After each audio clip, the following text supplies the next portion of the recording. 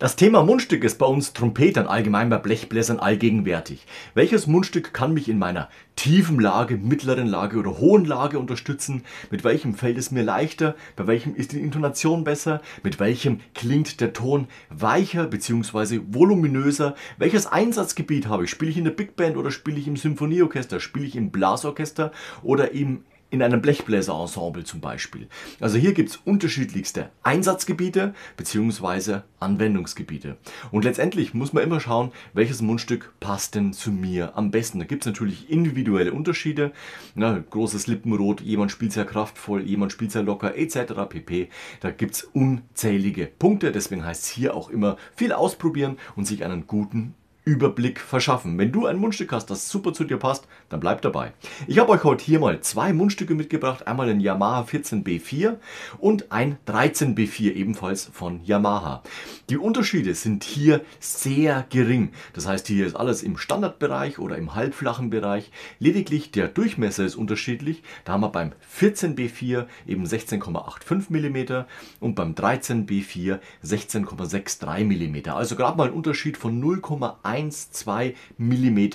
Doch dieser kleine Unterschied reicht schon aus, um sich das Trompetespielen etwas zu erleichtern, beziehungsweise um auch hier etwas lockerer und mit weniger Energie das Ganze zu gestalten. Standardmäßig spiele ich immer das 14B4, wenn ich weiß, es kann ein Auftritt sein, der sehr, sehr anstrengend wird. Normalerweise in 1,5 C, das hat für mich einen schönen großen runden Ton, dieses Standard-Bach-Mundstück 1,5 C, schöner Klang, schöne Tiefe, in der Höhe geht es auch. Aber wenn man weiß, okay, man spielt zum Beispiel 3-4 Stunden Blasmusik, Auftritt, also jetzt zum Beispiel traditionelle Blasmusik, oder auch moderne Blasmusik, da kann es schon mal dazu kommen, dass man sich mit dem 1,5 C so die letzten 2 Stunden sehr abmüht. Und ich kann mich natürlich unterstützen, indem ich sage, okay, ich brauche ein Mundstück, was etwas ähnlich ist, aber letztendlich auch ein bisschen enger, ein bisschen flacher. Das hilft mir einfach insgesamt weniger Energie beim Spielen zu benötigen und dementsprechend kann ich auch ausdauernder spielen. Und da kam ich auf das 14B4. Und interessant ist es natürlich immer, wenn man in diesem Bereich dann nochmal die Augen links und rechts schweifen lässt und sagt, okay, wenn ich schon 14B4 spiele, was mir gut tut und wo es oben auch ganz gut stimmt, bis zu einer gewissen Tonhöhe, rasten die Töne sehr, sehr leicht ein. Und was gibt es denn, wenn ich jetzt ausdauernd eben in dieser Lage spielen muss? Also ich spreche von Lagen über G2 bis zum E, bis zum F3. Was unterstützt mich denn da für ein Mundstück? Und da kam ich auf das 13B4, um einfach mal den Unterschied zu erfahren und letztendlich auch zu merken, okay, was muss ich anders machen, damit ich eben auf dem Mundstück gut zurechtkomme, beziehungsweise unterstützt mich das so sehr, dass ich sogar insgesamt weniger machen kann. Und so kam ich auf das 13B4 und habe es natürlich auch direkt mal ausprobiert. Aber bevor wir das starten, immer meine Empfehlung, starte mit deinem Standardmundstück. Wieso das Ganze? Du hast immer deine Art und Weise zu spielen und die rufst du wieder ab, die aktivierst du. Also du holst dir dein 14B4 jetzt in dem Fall.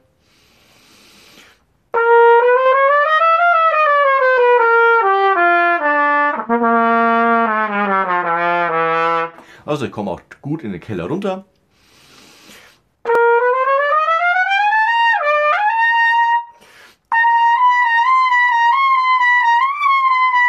Auch oben geht es ziemlich leicht und locker und entspannt. Ich muss jetzt noch nicht alles eng machen und mit viel Kraft das Ganze spielen. Aber ich merke natürlich jetzt auch, wenn ich das andere Mundstück, das 13B4 drauf mache, dass ich insgesamt... es ist ein klein bisschen enger, wie gesagt 0,1 mm, es ist kein großer Abstand, kein großer Unterschied, aber ich merke es schon, wenn ich das Mundstück ansetze, da ist etwas weniger Platz für meine Lippe.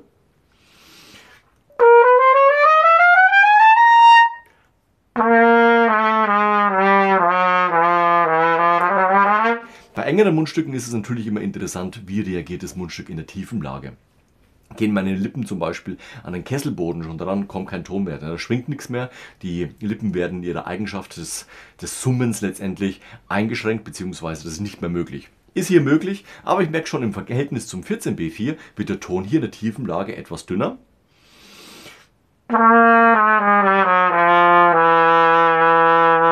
ist noch möglich, aber es nimmt ein bisschen ab. Die Frage ist natürlich immer, wenn ich so ein Mundstück spiele, muss ich in der Tiefenlage spielen? Ist es dafür gemacht? Meines Erachtens nach nicht. Das andere ist auf jeden Fall unten in der Tiefenlage wesentlich angenehmer, sprich besser an. Aber letztendlich, kleineres Mundstück heißt auch, es müsste eigentlich oben wesentlich leichter gehen. Ich probiere es mal aus.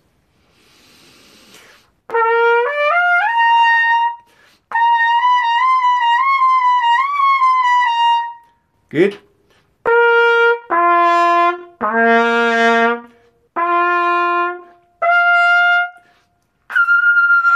Also auch bis zum G geht's. Aber letztendlich muss man sich schon ein bisschen mühen. Gut, die Lage ist natürlich dann auch dementsprechend hoch. Da kommt ein bisschen Kraft natürlich schon zum Einsatz.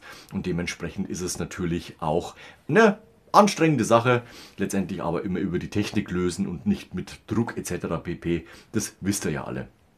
Jetzt, wenn ich in die preisliche Kategorien reingehe, da sind natürlich Yamaha-Mundstücke eine interessante Sache. Die kosten 55 Euro.